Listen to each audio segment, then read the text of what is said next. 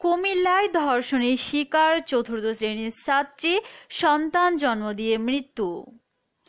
কুমিল্লার হোমনায় ধর্ষণের শিকার চতুর্থ শ্রেণীর ছাত্রী এক সন্তান জন্ম দিয়ে মৃত্যুবরণ করেছেন।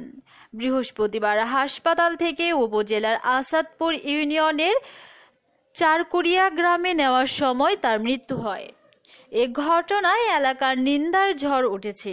আগে থেকে কারাগারে আছে ধর্ষক, আর ওই মেয়ের মৃত্যুর পর ধর্ষকের পরিবার জনরোষের ভয়ে বাড়ি ছেড়ে পালিয়ে গেছে।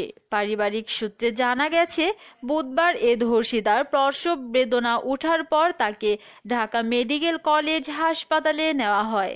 সেখানে সিজার অপারেশনে মাত্র একটি পুত্র সন্তানের জন্ম হয়। পরদিন ভোরে তাকে নিয়ে কুমিল্লার উদ্দেশ্যে রওনা দেয় তার পরিবার। এ সময় পথে তার মৃত্যু হয়, তবে সন্তানটি এখনো জীবিত। বৃহস্পতিবার বিকেলে চারকুড়িয়া কবরস্থানে ওই কিশোরীকে দাফন করা হয়েছে।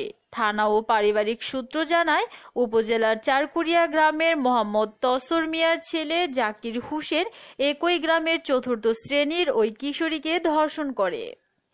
এ ঘটনায় গত বছরের আগস্টে ধর্ষিতার বাবা বাদী হয়ে জাকির হোসেনের বিরুদ্ধে হোমনা থানায় ধর্ষণের মামলা করেন। পরে এলাকার লোকজন জাকিরকে আটক করে পুলিশে দেয়। বর্তমানে সে জেল হাজতে রয়েছে। এ বিষয়ে আসাদপুর ইউনিয়নের ওয়ার্ড মেম্বার মোহাম্মদ